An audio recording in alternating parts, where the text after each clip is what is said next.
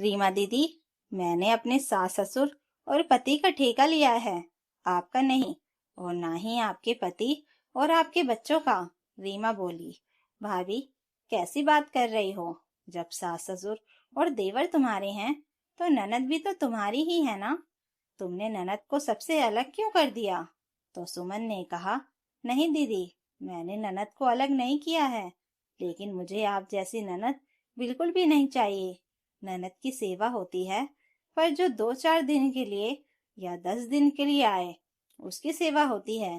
पूरी जिंदगी बसने वाली ननद की सेवा नहीं की जाती, और ना ही मैं करूंगी। शादी के बाद भी ससुराल ना जाकर मायके में ही बसने वाली लड़की मेरी ननद नहीं हो सकती।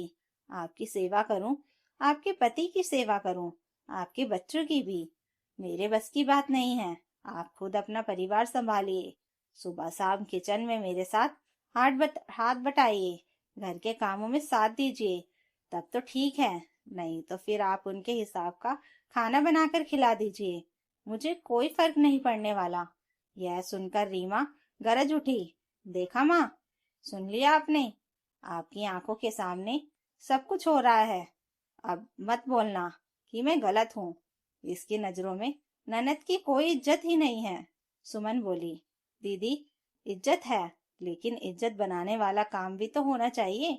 शादी हो गई है, आप अपने घर से अगर 10 दिन के लिए आती तो मैं आपकी सेवा करती, पानी का गिलास भी उठाकर नहीं पीने देती। लेकिन अब आप मेरी ननद नहीं, मेरी पाटीदार हो गई हैं। जिंदगी भर पति और बच्चों के साथ यहीं रहना है तो काम तो करना पड़ेगा। इसलिए यह ननद वाली हेकड़ी छोड़ दीजिए। रीमा बोली। सुन लो माँ, तुम्हारी बहू की जुबान कितनी चल रही है। दोनों की बातें सुन सुनकर ममता देवी थक चुकी थी। ना बेटी बेटी को कुछ कह सकती थी, ना बहू को। बहू को इसलिए नहीं कहती थी क्योंकि बहू दिल से गलत नहीं थी, और बेटी को कुछ कहती तो बेटी रोना धोना कर घर में तनाव कर देती। ऊपर से उसका पति हितेश तो दामाद होने का पूरा हक जताता था। उसे सुबह दोपहर शाम अच्छे अच्छे पकवान चाहिए होते थे। कोई नौकरी धंधा नहीं, बस टीवी मोबाइल और आराम। हितेश को लगता कि यही इज्जत भरी जिंदगी है। धीरे धीरे रीमा को मायके में रहते 2 साल हो चुके थे, और इसी बीच उसका एक बेटा भी हो गया था। रीमा की सास बार बार उसे बुलाती तो वह एक हफ्ते के लिए जाती और फिर मायके लौट आती। रीमा का कहना था कि ससुराल में उसे 24 घंटे में से 12 घंटे किचन में खड़ा रहना पड़ता है। वह इतना सब नहीं कर पाएगी। मायके में रहकर वह रोज रोज अपनी पसंद की डिश सुमन को पकाने को बोलती। कभी कड़ी, कभी छोले कुलचे, कभी छोले भटूरे। शुरू शुरू में सुमन ने सब किया, लेकिन सेवा भी कितने दिन की। 2 साल हो चुके थे। अब उसे रीमा की हरकतें पसंद नहीं आती थी। वह कई बार समझाती, पर रीमा लड़ पड़ती। ममता देवी भी कई बार समझाती, घर परिवार की जिम्मेदारियां समझाती, पर रीमा रोना धोना शुरू कर देती। इसलिए माँ ने कहना ही छोड़ दिया था। लेकिन सुमन को कभी मना नहीं किया, क्योंकि वह सही बात ही बोलती थी। सुमन और रीमा की लड़ाई आए दिन चलती ही रहती थी। सर्दियां आ गई और रीमा कंबल में घुसी रहती। उसे बिस्तर पर ही सब चाहिए होता। सुमन ने साफ कह दिया, दीदी, आपको बैठे बिठाए खाने का शौक है तो खुद बनाकर खा लीजिए। आपको ठंड लगती है तो मुझे भी लगती है। मेरा खून भी लाल है, आपका भी। मैं भी इंसान हूँ। यह सुन रीमा खाना पीना भी छोड़ रोना शुरू कर देती। उसकी रोज की नौटंकी देखकर सुमन ने कुछ सोचकर अपने भाई अविनाश को बुलाया और बैग पैक कर लिया। अगले दिन जैसे ही अविनाश आया, वह मायके चली गई। सुमन को अचानक जाते देख रीमा ने पूछा, माँ, भाभी क्यों चली गई? ममता देवी ने कहा, बेटा, उसकी माँ की तबीयत खराब है। रीमा बोली, अच्छा, तो 2-3 दिन में आ जाएंगी? नहीं बेटा, जब तक उसकी माँ ठीक नहीं होगी कैसे आएगी? कब आएगी यह वही बताएगी। रीमा तुनक कर बोली, वह बताती क्यों? वह अपने मन की मालकिन है क्या? आप कुछ नहीं हो। माँ बोली, बेटा, उसे अपने मन के फैसले लेना तो तूने ही सिखाया है। तू जैसा करती है उसने वैसा ही किया है। अब तुझे क्यों बुरा लग रहा है? अब खाना बनाने का टाइम था। रीमा ने माँ की मदद नहीं की। ममता देवी अकेले काम करती रही। 2 दिन उन्होंने कुछ नहीं कहा। फिर एक दिन सुमन की कही बात याद आकर उन्होंने रीमा को पैसे दिए और बोली, जा बेटा, कुछ अच्छा खरीद ले।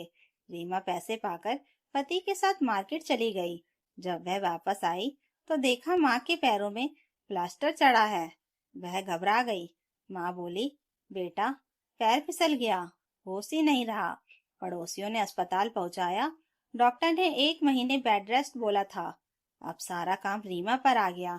बच्चा, पति, खाना, सफाई, सब अकेले। 1 हफ्ते में ही वह थककर चूर हो गई। उसने माँ से कहा, माँ, भाभी को फोन करो, बुलाओ, उन्हें आ जाना चाहिए, आपकी सेवा करनी चाहिए। आपकी माँ की सेवा करने के लिए उनकी भाभियां भी हैं। भाभी को अपने घर की फिक्र नहीं, बस मायके में बैठी रहती हैं। माँ बोली, ठीक है, फोन करती हूँ। माँ ने सुमन को फोन लगाया और सारी बात बताकर आने को कहा। फोन स्पीकर पर था। सुमन बोली, माँ जी, मेरी माँ ठीक नहीं है, मुझे टाइम लगेगा। रीमा ने फोन छीनकर कहा, क्या तरीका है भाभी, कब तक मायके में रहोगी? यहाँ आपकी सास को जरूरत है और आप आराम कर रही हो। आपकी सेवा से ही आपकी माँ ठीक होगी। सास की जरा भी फिक्र नहीं। सुमन बोली, क्यों दीदी, आप तो मायके में बस गई थी, तब आपको बुरा नहीं लगा? अगर मैं 4 महीने रह जाऊं तो दिक्कत क्यों? और वैसे भी माँ जी आपकी माँ है, मैं अपनी माँ की सेवा कर रही हूँ, आप अपनी माँ की कर लो। कौन सा पहाड़ टूट रहा है? रीमा चिल्लाई, भाभी, तुम दिन पर दिन बहुत मुंहतोड़ होती जा रही हो।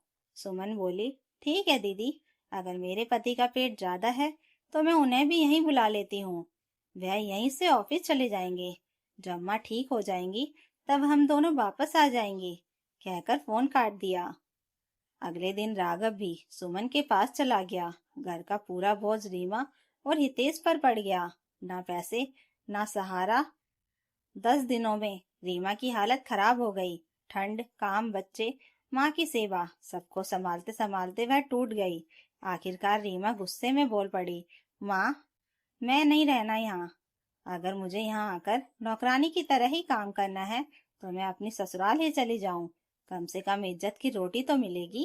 कल मैं और हितेश जा रहे हैं, अपनी लाड़ियों को बोल देना कि आ जाए। और वह सामान पैक करने लगी। बेटी को सामान बांधते देख ममता देवी मुस्कुरा पड़ी। आखिर आज उनकी बेटी समझ गई थी कि चाहे मायका हो या ससुराल, बिना काम किए कहीं गुजारा नहीं। माँ ने सुमन को फोन कर सब बताया। अगले दिन रीमा के जाने से पहले ही सुमन आ गई। उसे देखकर रीमा मुंह फेर कर बोली, देखा माँ, आ गई महारानी। सुमन मुस्कुराकर बोली, दीदी, मैं तो माँ जी को देखने आई हूँ। मैं चाहती थी कि आप 2-4 महीने और मायके रहकर अपनी माँ की सेवा कर लेती। रीमा बोली, नहीं भाभी, बहुत देख लिया, अब मैं अपने घर जाऊंगी, अपना घर संभालूंगी। और अपने पति के साथ ससुराल चली गई। ममता देवी को बेटी के जाने का दुख था, पर यह खुशी भी थी कि वह अब ससुराल गई है, भले ड्रामे के बाद, लेकिन गई तो सही। सुमन भी यही चाहती थी। रीमा की नजर में भले वह बुरी बन गई हो, पर उसे दुख नहीं था। वह भी माँ की तरह खुश थी कि आखिरकार रीमा ने अपने घर का रास्ता तो पकड़ा। तो दोस्तों, अगर कहानी अच्छी लगी हो तो लाइक कीजिए, कमेंट कीजिए और हाई बटन दबाकर हमें और कहानियां लाने के लिए मोटिवेशन दीजिए। और चैनल को सब्सक्राइब जरूर कर लीजिएगा। Thank you for watching.